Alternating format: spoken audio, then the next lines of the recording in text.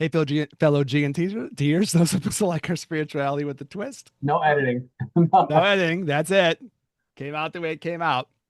Um, so we're in this, like, we're doing a very Jin Tantra kind of thing. We like to do these little series, and we're trying to do one where we're talking about elements of cult psychology. I'm getting a little bit meta on this because a couple of months ago, Daniel and I were just looking at the state of the world, and we were like, how to talk about this. We're not a political podcast. We don't do news of the week. And but there was so much going on, and we kind of decided in the end that the idea was, well, let's talk about this from an angle where we can all learn together, us Yeah. learning and you all learning. And it seemed like the inroad for us was to go, okay, maybe the through line through all of this is sort of like cultishness, Hmm. cult psychology. And that could be partially, again, like the political situation in America, but just all over the place, this explosion of sort of like this haze and malaise of like cultiness. So, anyways, that was sort of how we got to that, Daniel. I know you got anything else you want to say about that? It's interesting that we Think, came to that idea. yeah, tribalism, groupthink, isolation. If we want to use a COVID term, pods. Mhm. Isolative intellectual pods, and I use intellectual loosely. So that's where we are. But what do we have on tap for today, my friend? Yeah. So today we've been trying to do, we have been trying, we have been doing uh, first a little bit where we talked about social psychology as kind of educational tool to snap ourselves out of this stuff, hopefully. And then we're getting to like really one of the really great sociologists, one Emil Durkheim, and we did our first episode on him last time, kind of give some of the basic ideas around this notion of cultishness, but maybe just a sort of a description of human nature and from a psychospiritual point of view, maybe things that we all could work on ourselves, even outside of cultiness. So we had done social facts, how we all live within the domain of the social facts of the system that we're in that try to limit our freedoms and push us to be certain ways. And then we talked a little bit about this notion of his different kinds of groups. And that's kind of a really important one, which is this notion of what he calls mechanical groups. The whole gist of if you're in a community like that, and this is really gets to the point about the cult part, is these are people where the social facts will try to drive people to be more and more similar to one another. There's less diversity of opinion. There's very, very strong codes of how you're supposed to behave. If you step out of the behavior, punishment, probably punishment that will be public, that sends the message of like, don't violate these rules and codes. And that's kind of the mechanical part. And the other one was sort of the organic one. And these are groups where there's more diversity and less cohesion then. So the ups and the downs of this, I guess, for Durkheim would be when you get to these mechanical groups, people are more the same. They're more likely to follow similar kind of patterns and thoughts and codes and behaviors. And so they coalesce more. And that's what the cult tries to do, to make people coalesce. And then the more organic group thing that he's talking about, there's more individual differences, so there's less of this sort of commonality of thought, harder to punish people, probably greater freedom, but in a way, like people are less bonded together. And the problem that he kind of tries to talk about with this, which is our subject matter of the day, is a thing called anime. Now, Daniel pointed out that this is not anime, which would be Japanese cartoons. Anime, is his term for this feeling of kind of like a lack of cohesive social meaning bonding people together, that people feel isolated and splintered and sort of without direction. So we're going to talk about that a lot. And he covers it actually kind of pretty intensely in this book called Suicide, where he really tries to talk about what happens to people when there's sort of this lack of this bonding thing together. Either one of you got any initial thoughts of this before we start diving into it? No, no, keep going. You should too, Ryan. Um, um, yeah, I mean, I don't want to take away from the conversation, but it's just when we look at the mechanical and organic, it's like to contextualize this, right? Um, when Durkheim was thinking about this, he was thinking, all right, well, I'm thinking about how societies go from, smaller traditional societies to more modern societies, right? And then so he was actually thinking about this as kind of societies change, and he was looking at it from a perspective of concern because he was looking at the society he was living in, right? And seeing things starting to fragment, right? So contextualizing sort of, he's doing a bit of critique of his own society here. Now, there certainly are problems which we Maybe the discussed dominant last week. idea is like fragmentation, right? Right, right, Yeah. right. There's problems with this notion of looking, certainly going from, you know, what we call like an evolution of society thing. We hinted upon that last week, and we're not going to go into it because you can use some of these ideas. Some of these ideas are still pretty valuable and used in anthropology and sociology, but it's just kind of contextualizing how he's thinking about this. Yeah, I think for us, we talked about it last week. I think the big Yeah, thing for what we're trying to do with this is just say, yeah, you have like, yeah, if we peel it away maybe from like the details of his particular context, right? There's still yeah. a power in the ideas, right? Yeah, they're still applicable, Yeah. because he's, I mean, he's the critique. I mean, effectively, it's a critique of the organic societies, right? He's looking at this, what's happening in the time frame which he's living, which is, like, 100 and some years ago, right? And that degree of fragmentation is obviously still happening today, and I think that's kind of where we're going to put the focus, right? Yeah, yeah. So the thing is, well, first of all, he gets into this thing, which I think matters to all of us as clinicians. So he writes this book about suicide, right? Bold title for a thing. And part of the point he makes in that is that, we tend to think of those things as like something like that as being an individual act. And I think a lot of times that happens in our culture too. If someone is depressed or even to the point where they might have suicidal thoughts or tragically even act on them, you tend to frame that as an individual thing, right? Sometimes we'll even frame that as like a neurobiological thing or something. And we'll try to contextualize it that way. So for us as clinicians, this sort of matters, right? But what happens that he tries to point out is that the rates of this are always like statistically changing. So if it was just a question of individual pathology, you wouldn't see these statistical ups and downs with it. In a way, you have to also see this, maybe not exclusively, but in many ways, then as like a social phenomenon. And it's not independent of time or what's happening around people. So it's kind of that social fact thing again, right? In the context of our lives, there was that big flipperoo like in the aughts, and this is something, not the aughts, the teens, right? This is a big thing for, Daniel, since we've been doing this, where there was that massive surge of depression and self-harm and suicide rates, especially amongst like younger girls, right? That just surged up, right? As the social media thing kind of exploded, which is definitely in Daniel's wheelhouse, right? You've been talking about that forever, Daniel, right?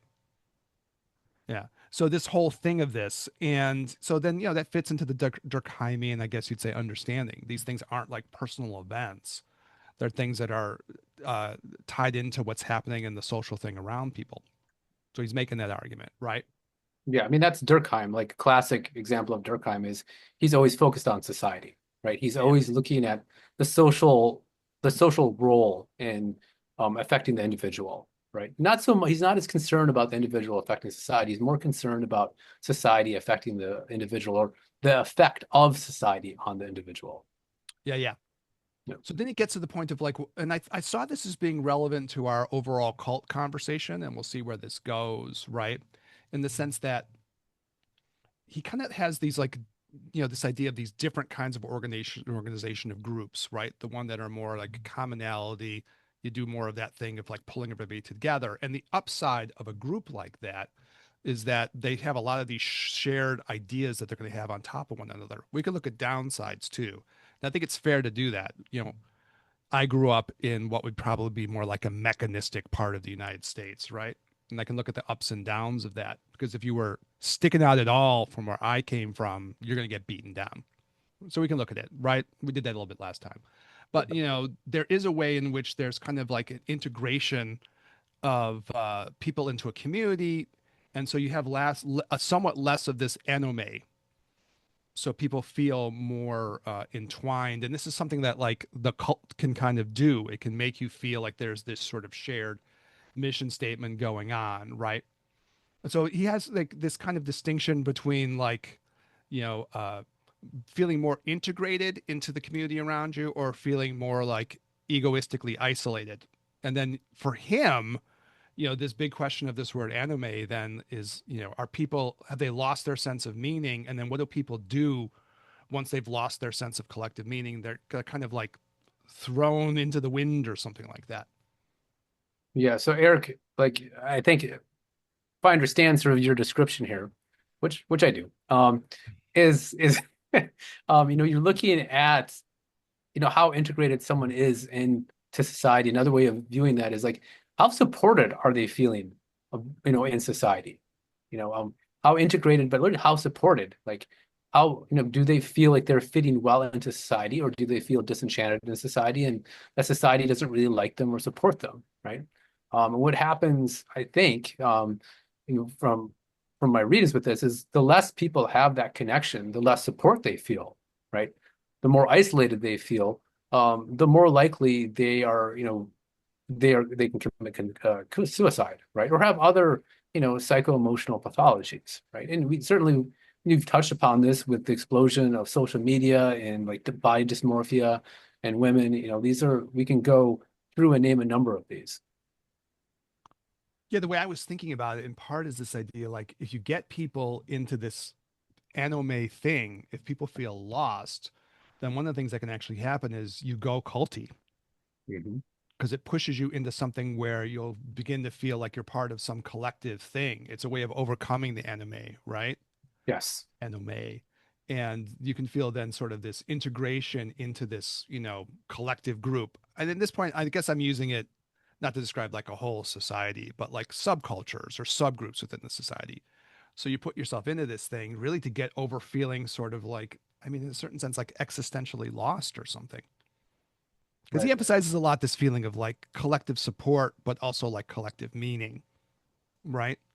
So I don't know, even in like a more diverse group, could you not feel supported? I suppose that you could, right? But you lose, like, I think from his point of view, like almost this feeling of like collective meaning. And what do people do when you feel like you've lost collective meaning? Maybe you just start groping around for things to fill in those spaces, right? So yeah, this kind of comes back to the identity idea, right? When your identity is weaker or vulnerable, right, then you become susceptible to groups which give you a stronger sense of identity, right? That very much connects with this notion of cult, right? Yeah, yeah, Um, yeah. And there's no doubt, like, on some level, it's been interesting for us of all as clinicians to be looking at this too, like how often it's been sort of this building story. If we look at the thing in the United States of like this anime thing, right? And eventually people feeling this lostness and aren't connected with. So when I was going through this in my mind, I started thinking about when I first heard about like this suicide belt throughout mhm. the American Northwest, where it's kind of this thing of like typically like white men in their 30s to 40s to 50s who were just killing themselves in these kind of really strikingly high numbers. It's another example of like people just feeling lost, right? And I kind of wonder if like, in that sort of lack of support, lack of integrated feeling that he's getting to in this like anime thing, that then again people will be kind of like trying to like find their ways out of this. And I don't know how much of this wound up being people who would eventually gravitate towards some of the culty things that are going on politically, but it sort of makes you wonder, right? I mean, I think if we like step back, right, and look at how United States has changed, you know, we see, more diversity, certainly more diversity in ideas, but more diversity of where people can be and what they can believe. But then also because of like that diversity, you have people who are sort of like, well, it's almost too confusing for me. Like, it's like, where do I fit in this? Right. And I think that can also cause all this social change over the past, what, 50 years, right? Um, can leave people in a place where they have questions about their, whether it's their gender identity or their religion or whatever it happens to be, it puts them in a place of questioning. I think that makes sense. Daniel, Eric. I feel like this issue of isolation is one that has been growing as the number of individuals grow and as a population in general, and as people become more and more isolated. So, on one sense, you have the rise of like smartphones, social media, more isolation from human contact, but also increased contact with virtual people. So real people, but just virtual to you.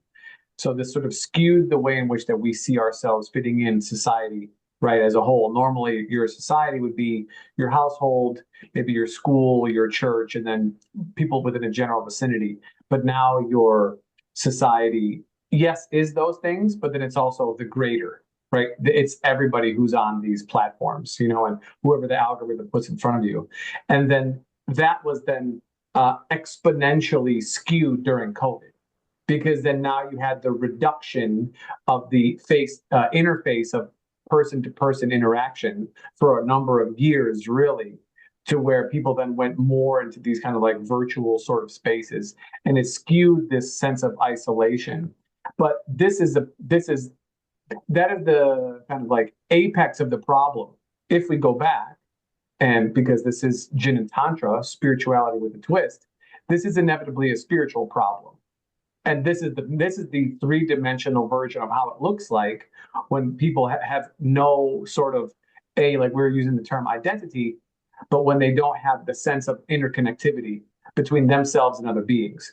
And so what I mean by this, we've talked about this many times over the years that we've been doing this podcast, but for our audience, which is a reminder, 80% new every time, that when you don't have a direct experience or desire to see beyond the limitations of yourself, and you view yourself as an isolated being, just being an individual being. What I mean by that is that you believe yourself to only be made of generally material, and then maybe whether you believe in a soul or you don't have a soul, it doesn't matter. You believe that's you, period. And you're going to exist in whatever way that you are right now for eternity.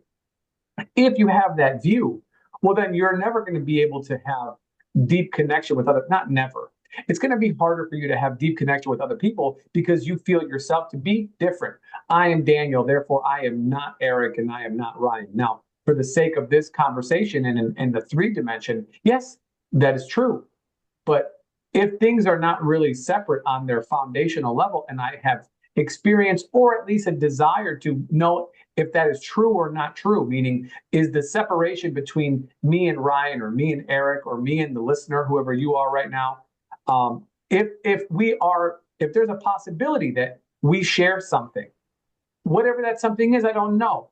But if there is a possibility that that's true, then I have taken it upon myself, as Eric has, and as Ryan has, and as many other people have throughout the centuries, to find out if that is true or not. And that seed of investigation does lead people to answer that question for themselves.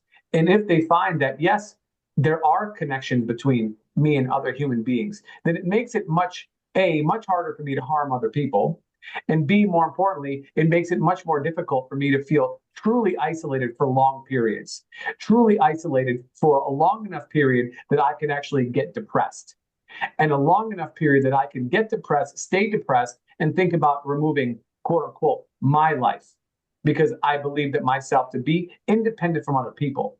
However, if I know that that's not the case, or if I feel myself, like you said, Eric, integrated in society or supported by society, but maybe there are not other people who are quote unquote supporting you, but you know that you have a soul or a whatever that is connected with other people, and deeply know this, well, then you know that harming yourself is the same as harming somebody else. You're still committing murder.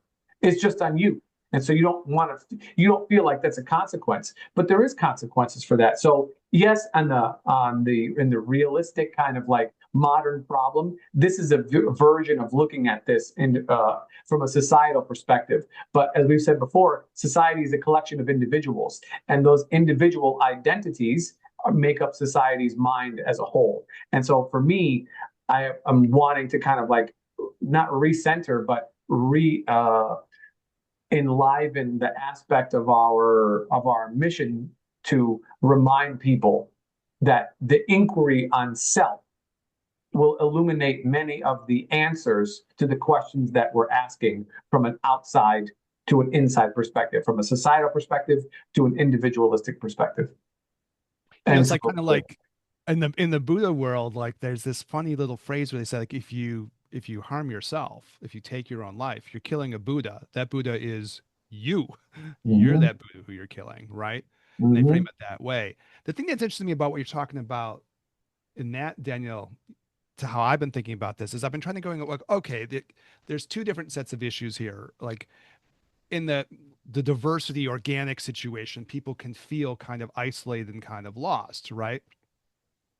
If you have a an existential mindset that on some level what you're pointing out says that that feeling of being isolated and lost is somewhat illusory, right? I mhm, am actually connected to other people. Then you have sort of a little bit of an existential cure for that, right? mhm, And now that might actually be metaphysically true too. For our podcast, mhm, Zen and Tantra, Spirituality with a Twist, um, we're going to say that that's an illusion. We are actually connected, right? That's a mhm. major principle of like Buddhist Tantra, Tantra overall, Zen, Taoism, and all of these great things. There's an illusory quality to this not being interconnected to the things around you.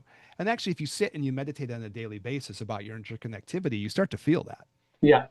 You're also Yeah. given something that is an enome cure in the sense that, like, I'll not only will I make you feel connected to other people, I'll give you an overarching existential meaning.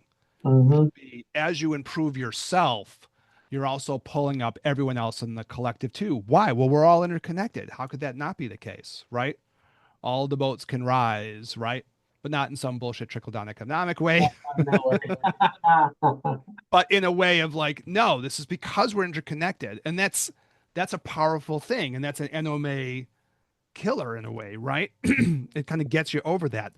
But I think in the Durkheim world, if you're trying to figure out like what's happening around us, it would be if you get a bunch of people who feel lost in that organic diversity, unconnected, loss of existential shared purpose, and so on, right? Well, what are they supposed to do for themselves? If you have a great thing coming in, spiritual teachings are like this, right? They can make you feel connected, but if you don't have connection to that either, then what do you do? And maybe what you do is you start to gravitate towards, well, I'll start to get into some kind of little, what we're kind of talking about, some more culty group that will solve that problem for me, right? Mhm, Yeah. And then almost, I don't know what you all think about this, but almost by definition, I would see, especially in things like Tantra, Zen, Taoism, you have to have more of that organic vibe on some level because there has to be freedom and diversity in order to have this. Now, maybe if you're in some monastery out in the mountains of, China or Japan or Tibet, okay, maybe you're going to get a mechanistic thing, right? But for us as practicing this in the West, right,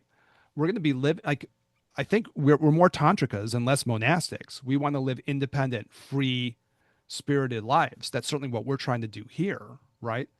And then on some level, that more like, well, let's beat everybody to be the same and we'll get this more culty solution isn't going to work in a tantric or Zen or Taoist framework.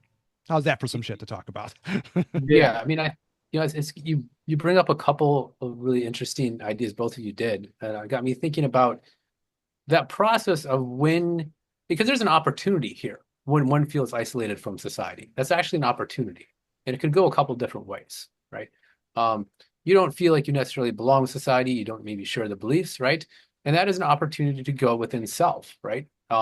And that requires, harkening back to one of our earlier discussions on Lao Tzu, but that provides an opportunity to kind of really use reason, right?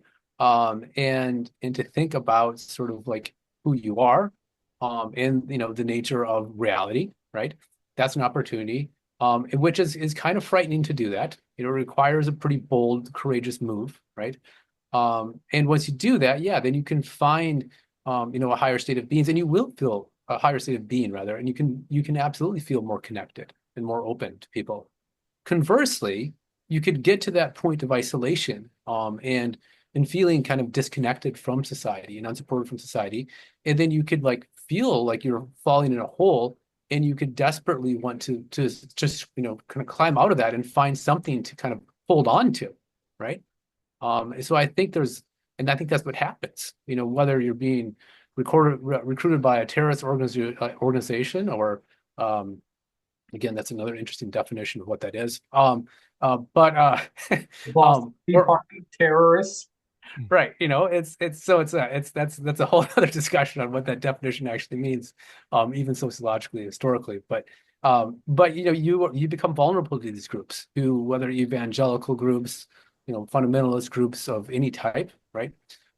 They provide a strong identity which you can latch onto, and it will be at the sacrifice. You'll be sacrificing your own, actualization in doing that, right?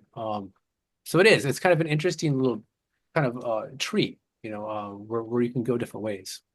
Yeah, I mean, I think it helps to make some sense of like where you see things unfolding. I think like to give Durkheim his props, it gives you some almost interpretive or like semi-predictive tool around this, right? If people start feeling kind of lost, well, maybe what you'll start to see is cultiness because Mhm. it's a way of like getting people over that anime, right? Okay, now I'm in this thing. I'm listening to this book, Cults Like Us, is my little research project for our little podcast. And it's so funny to like just think back even Trump 1.0 or something, right? Because there was that whole, you don't even talk about it anymore. There was fucking QAnon. Like that Yeah. was a thing at some point, right? And why did that even happen? Well, maybe like in this way of thinking, people felt lost. And they get into this little weird, like you were talking about, Daniel, online spaces where you get to Yeah. feel some kind of mechanistic solidarity, social cohesion with other people. Okay, now I feel connected, even if it's totally fucking wackadoodle. I'm in this space. We can all share a certain like vision of the world, right? I think there's Yeah. probably like, there's a culty hierarchical aspect to that, right? Whoever these people were who started that, right? And there's certain kind of pressures within the group to all get into the group, think of it, but it's a way of trying to overcome this problem, right? It's also providing a description for or an answer for the questions that seem larger than someone's ability to understand from their perspective, from their little bunker. It's like all this shit doesn't make any sense. But now we get these unified theories of the deep state and whatever. I don't know, whatever. I don't remember what they. Isn't it weird that no one fucking talks about that anymore? Well, It's just now gone. That was now like a they're in government. huge thing. Now they're in government, so it's you You know what I can't mean. blame the deep state when it's you, right? You Right, lose that's that right. Yeah, thing. you can't blame any. Now you got to blame somebody Point those else. fingers back at me. Yeah, that's right. That's right. But I mean, it does give like the other part of the cultiness, which is like the ideological backbone to things, right? All of a sudden now I'm Mhm. in a shared ideology and I'm not stuck in some wandering Yeah. anime thing, right? Well, if you're alone, you're going to look for community, and if your individual identity is weakened, then the identity of that community is going to take over yours, or you're going to let, like Ryan said, you're going to lend yours out to them. And most of the time, these communities that are actively looking to absorb new members are toxic. That's Yeah. a cult. It's a toxic community that's just, sucking people in.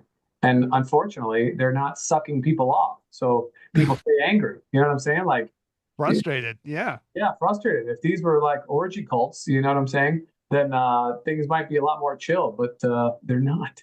That's like the bonobo thing. If we do our sex at dawn thing, the bonobos all get off with each other and then everything calms down. These are, and for those who are listening, those are monkeys, not the DJ. There's a DJ bonobo, but these Oh, are is there? Well, yeah, I don't want to yuck his yum, whatever he wants to do too. But these monkeys are like that. yes. Yeah. And so I don't know. What do you think, y'all? Is it kind of like, I'm always like, because I'm a psych person, I'm always looking for a little bit of personality tendencies.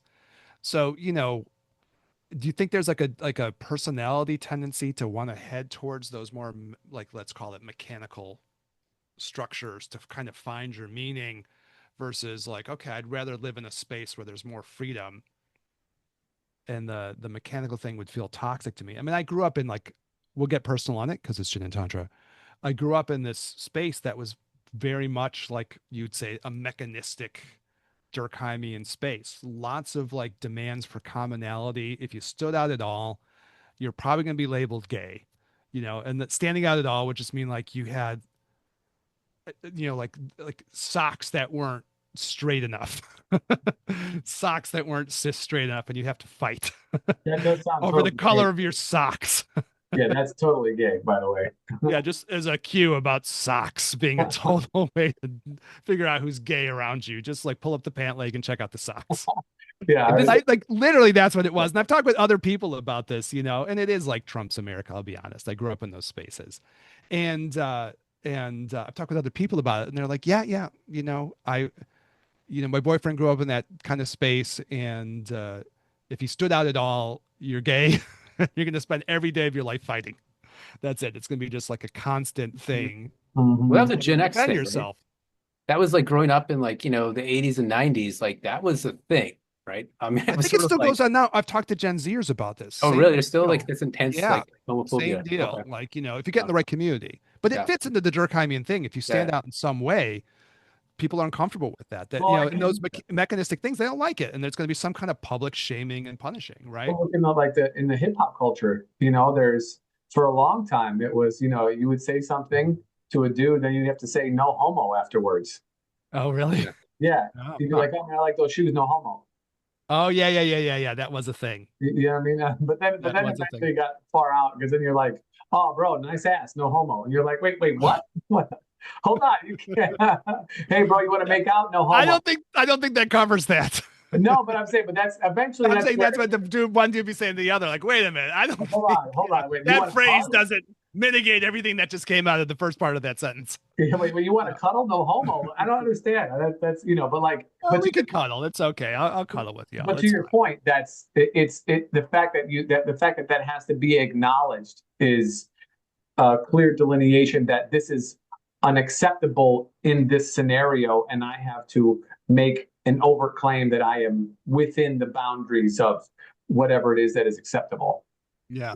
And I think in the Durkheim thing, I mean, I'm like moving this, like, we're still same subject matter, but it's Yeah, something I did write down in the notes, which was that in these more like mechanistic groups, right?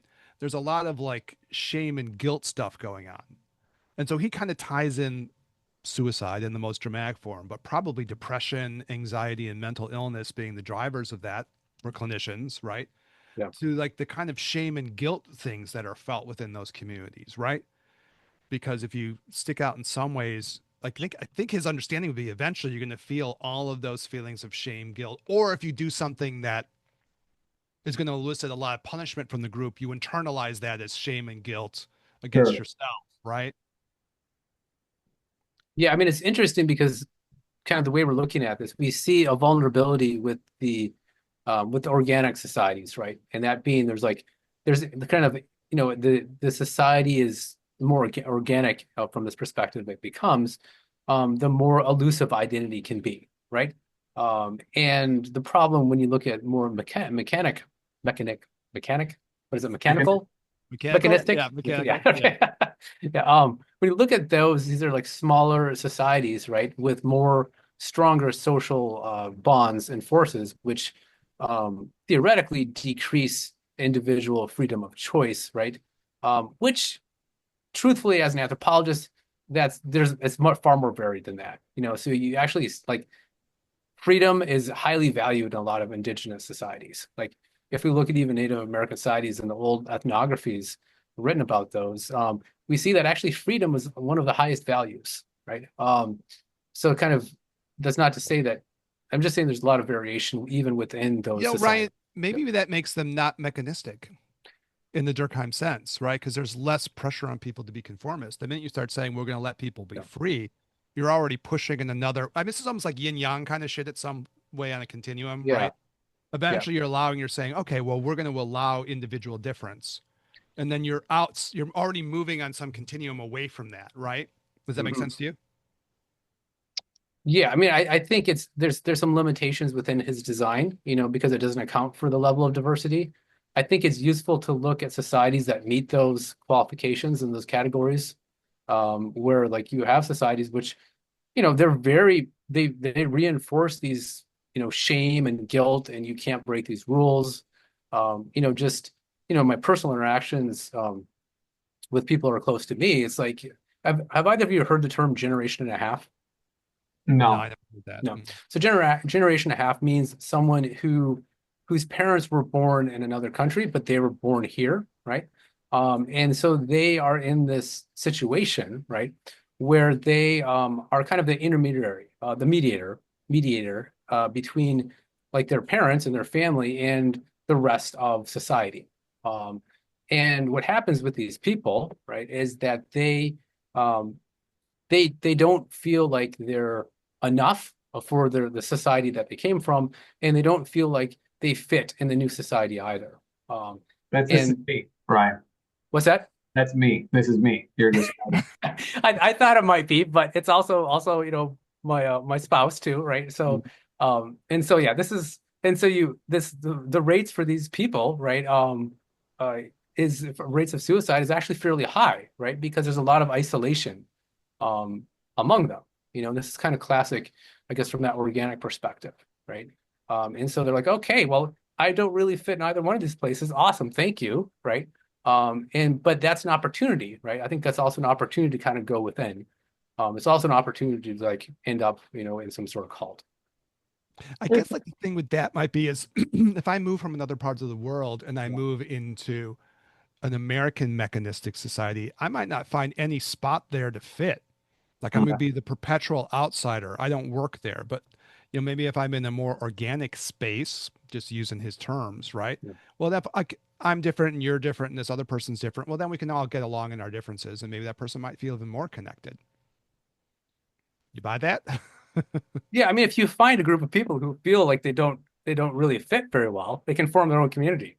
That's kind of us, I mean, right? like, I Yeah, guess I'm really struck by the fact that I grew up in a very kind of yeah, conservative, mechanistic, kind of hostile space. Like, that yeah, was really clear. My best friend growing up was a guy who was Greek. He was very, I can't remember if we talked about this on this podcast a lot before. Maybe we did years ago, but he was just a very darker skinned guy, even yeah. amongst Greek guys. He was just, had a really kind of darker complexion. He looked, you really couldn't tell where he was from, to be honest. Really dark hair, really dark skin, and Greek. So Turkish Greek, something like that, Okay. probably historically. And like we were in fights like all the time. I mean, he was my bro. I was never gonna be like, we were tight, right? And there Yeah, were episodes where we would just, we weren't gonna.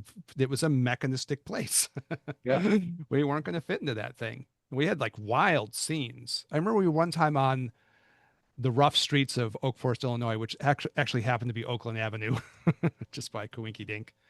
And somehow we ended up picking got into a tussle with these kids on this street. And then it was like Raiders of the Lost Ark, where they're running from all the people chasing them in the beginning of that movie.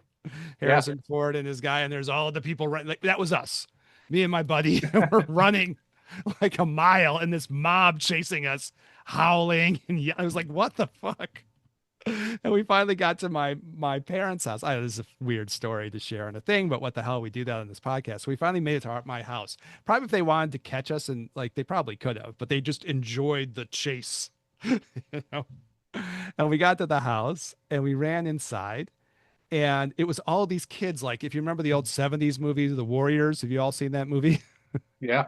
Mhm. It was like, Warriors, come out and play. All these kids were out in the yard, all like just like there, like 20 fucking kids out in the yard.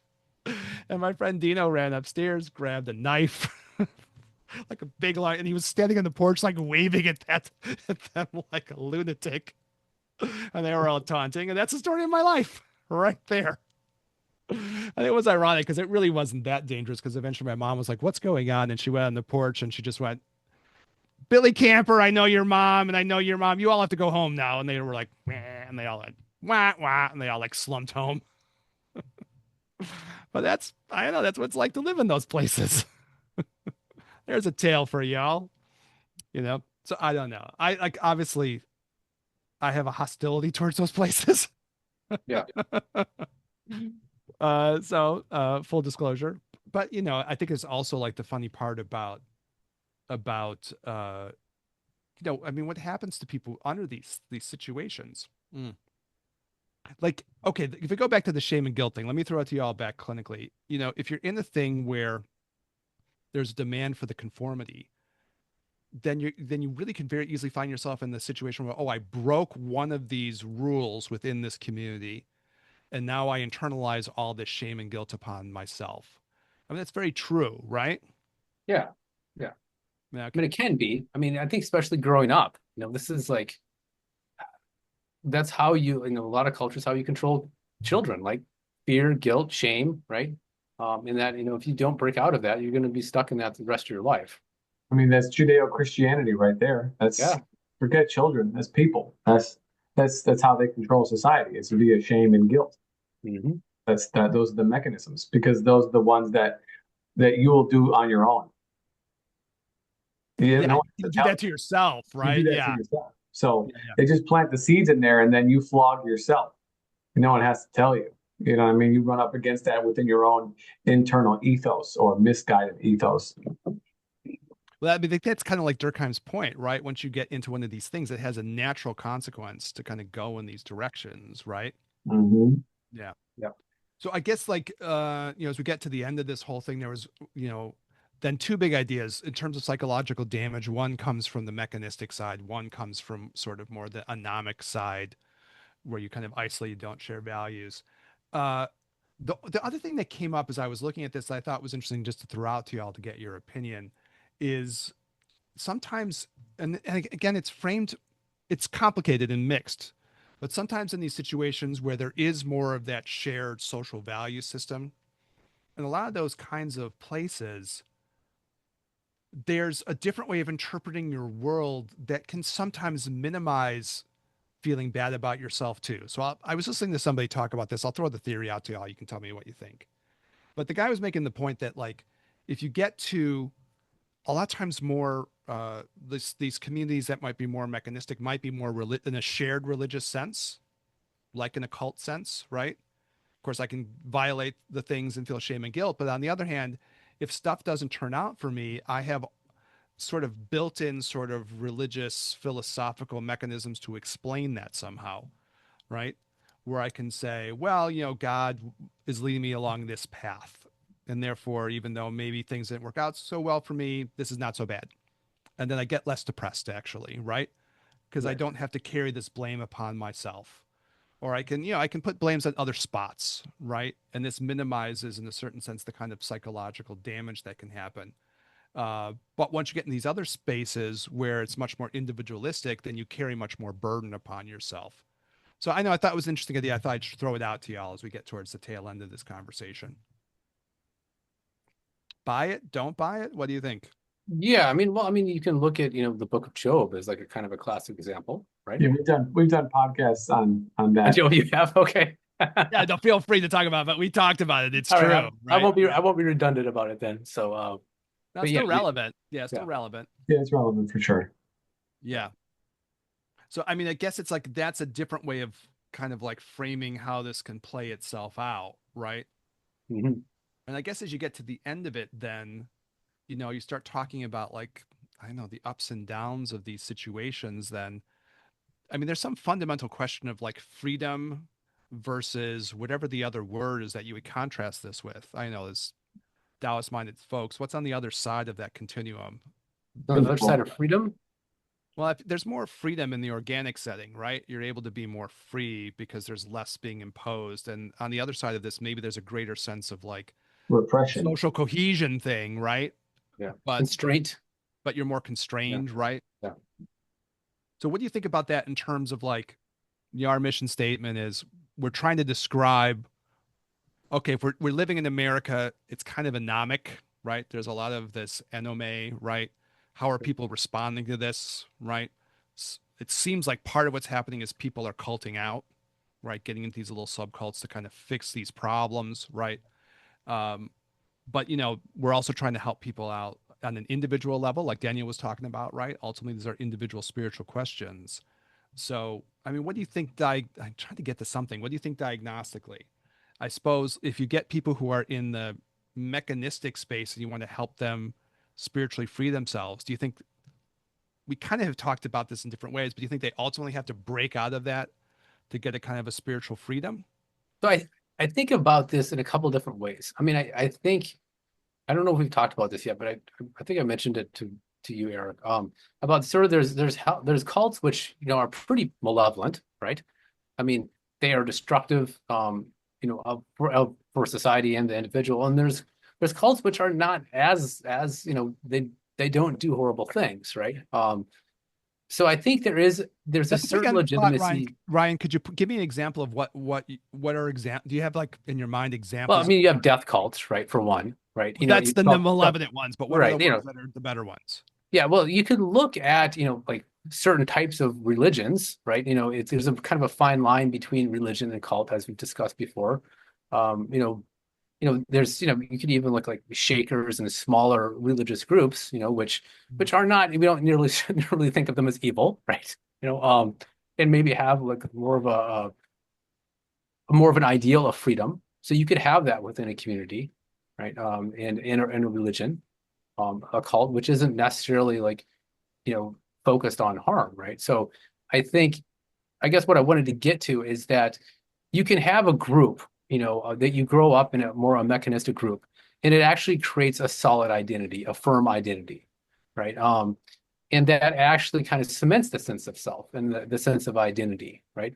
Which then allows you, because you already have a pretty strong sense of identity, to explore from that place, right?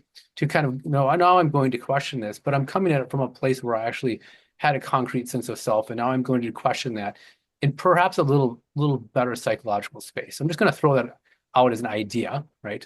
Mhm. Whereas if you're growing up in a society where, the identity is put in question, right off the bat, right? Your identity is a little shaky. So I do think it is important to have a foundation in which to ask good questions from. Uh, I just suppose think, I suppose I got to the end, like, thank you too for having the conversation. I always kind of feel like I get someplace new at the end of our talks. yeah, And I think for me, I went, okay, well, you know, as a clinician, I tend to think as a diagnostician, right? And I'm like, well, if I'm getting to a problem, like what you were talking about earlier, Daniel, if the problem is like anime, then I have to find some kind of underlying, you know, uh, uh, spiritual worldview that like overcomes that enemy. I'm going to need to get some kind of sense of like existential meaning, some kind of sense of overarching purpose to my life, and that's my way of overcoming my problem. If I'm stuck in a isolated Durkheimian organic situation, I feel that enome. Well, I have a path out of that. My path out of that can be, I can like I can get into something that could give the kind of deeper meaning that you were kind of talking about earlier, Daniel, and that's part of a solution, right? And maybe in another way, if I'm trying to like become a tantrika or a Zen person, I'm in this mechanistic thing. Well, then maybe part of what I have to do is be able to transcend that group, be able to give up aspects of those aspects of identity and find a newer version of myself that transcends just the limitations of that group. I guess that's how I would think about it. Does that make sense to you, Al? Yeah, I mean, it's Long an silence. antidote. Well, it's an antidote for isolation. But What there's is the almost like antidote? two different classes of patients, maybe, right? Some people might be coming from some mechanistic place, and the diagnosis for that person or the cure might be, we got to get you out of this mechanistic thing so you can free yourself out of this. Mhm. Lose the shame, lose the guilt, lose the feelings of limitation, lose the feelings of restriction. Will help you get out of that, right? That might have been a little bit what we had when we had the episode with people breaking out of like the Jehovah's Witnesses or something. I have to get out of Right. this thing to free myself, right? And then on the organic side, On the organic side, I have to be able to find something that fills that anomie space. I have to get into a like a belief system that fills an existential void, makes me get over my sense of like isolation and lack of connection in a much more meaningful way without collapsing into something that would be culty. Not trying to solve that by going mechanistic, but trying to solve that by continuing to work on myself as an individual, free individual spiritual progression, like what you were talking about, Daniel. I think that's the space I would get to at the end of the conversation for me. yeah, yeah.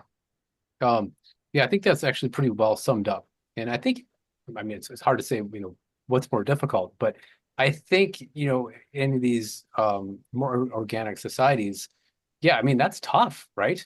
To find that, right? To find that place that like, oh, this does resonate with me at a core level. Like this is true at a very deep level, right? I know this is true, and I've had to search for it, right?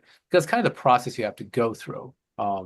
Or something like that, rather than being like, okay, I'm just going to kind of agree and go along with this group because I kind of like this person, and I am accepted in this group, right? I think in the organic, You see, that's like, like, okay. that's kind of the options, right? Um, Maybe because I but like grew up being chased down the street, Yeah. I felt like getting out of these mechanical spots were more difficult. Yeah, no, That I might think be it is. individual experience, right? Then you get individual differences in patients, right? But you have to Yeah. keep in mind that like people have to recognize the situations that they're in to even be able to have these kind of conversations. So if you don't realize that you're in a mechanistic kind of society, as in if you stick out, there's negative consequences for that. There are only negative consequences for that, versus an organic one, which is far more loose, and you have to kind of find your way. That like if you don't know that you're in one or the other, then the looking searching for the antidote of your for your ails that will make you, and you're probably going to feel similar in each way, out of place. One, you don't fit in. The other one, there's nowhere for you to fit. And so how do you might be looking for a solution for a problem that you might have misdiagnosed, and that might just be the solution for the other side of the coin. Do you know what I'm saying? So it's a matter of, I think, having the conversation with yourself, and then or with other people who are not isolated with you, to give you some perspective so that you can kind of go, okay, where am I? So like as Eric is talking about us being clinicians or practitioners, yes, because we see patients. And so part of our job is to be removed from people's stories in order to help see what it is that they are presenting with a different lens, and then provide that feedback to that person, just not to change their mind, just to give them, hey, did you ever think about it this way? Because I'm not related, did you notice this pattern, or did you see this kind of thing? Because we have a different worldview, a different sort of education background that's helping us. But for people who are listening to this podcast, like, the idea of identifying the place from which you are coming from is the beginning stage to help finding the antidote for what your ails are in whichever situation that you're in. Yeah, I love that we got to this spot at the end of this whole thing because it feels like this is like we sometimes, we talk about this idea like in the Tibetan Buddhist culture or Tantra culture, you talk in the courtyard so you feel comfortable with the ideas in the end.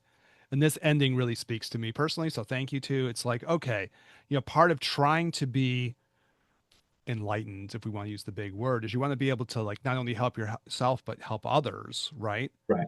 And there's something powerful of realizing, oh, wait a minute, I came from this kind of Durkheimian thing. That's what I'm trying to deal with. Or I came from the other side. And it becomes sort of a little bit of a diagnostic tool for oneself. But in helping others, you're realizing, like, oh, yeah, this is what this kind of person needs as part of their spiritual path. And this is what this other kind of person needs. And Yeah, I think that's really helpful, actually. I So think that's thank well y'all. put. And this is what we do, like, as Daniel was mentioned, as clinicians, is like, okay, where's this person at? What are the questions I need to ask to help them figure out where they are at, right? Because as clinicians, you don't really, like, I don't care. I don't think you guys care where a person's at. You just want to find out where they're at, right? And just help them along, right? This is what this person needs right now, right? In order to solidify their situation, right? Because if their situation isn't solidified, then they're not going to be able to do too much else, right? Um, but perhaps you meet someone else, right, and they're actually a little, they have a little more concreteness to their situation. Now they have to actually push a little more, right? And as a clinician, like we're looking at that. We're like, okay, this is where they need to go, right? Um, and kind of find that out, especially because we're not just thinking about fixing the physical. Sometimes we are fixing the physical, but maybe fixing the physical allows them to have that, get back to that concrete place, that more solid place in which they can make a move to actualize, right? Um, Yeah, I think it's like in the end of all of it, like there's this whole thing in like the tantric Buddhists, like they have this thing, stages of the path. And part of that is like kind of an outline of how a person progresses. And I've been really fascinated as like a Western person learning that, trying to extract what I think has the deepest value for us as Western Jin and Tantra spirituality with the twist people, and like all the tools that sort of help us go, oh, that's where this person's yeah. at. And this is where they can go from there. I find that all really helpful. So thank you all for this. This was actually like quite clarifying for me at the end. I think I got to the place where what seemed important in these ideas to me. Well, Thanks. Eric, this is all about your growth here, so we're happy to, Yeah, we're gonna like yeah, secretly I this has a different name. This is Gin and Tantra Eric's journey. Yeah, we Daniel and I met before. That's my secret in my Yeah, mind, the real name for it. yeah, we talked. We're like, how can we help Eric? And actually, that's most of what we do all Yeah. week long. Is like, how can we help Eric? He has a That's lot of needs. yeah. Yeah. Yeah. But more importantly, we think about how we can get our audience to like and subscribe and share our work. Because these are conversations that are near and dear to our heart and our work and everything else. And so we appreciate everybody tuning in, whether you get this audio, video, or whatever. If you have any questions, comments, leave a comment in the YouTube or on Spotify or wherever hell you're listening, Apple Podcasts, whatever it is. Please feel free if you have any questions, comments, or you want us to cover something in particular, or you want to add to the conversation. We'll certainly bring it up on the show if you'd like, or if we find it particularly intriguing, which we have numerous times in the past. And you can drop that at on the Insta at the Gin and Tantra podcast, or at ginandtantra@gmail.com. As always, we do this because we love it. For Ryan and Eric, this is Daniel. We'll catch you guys in the next one. Peace.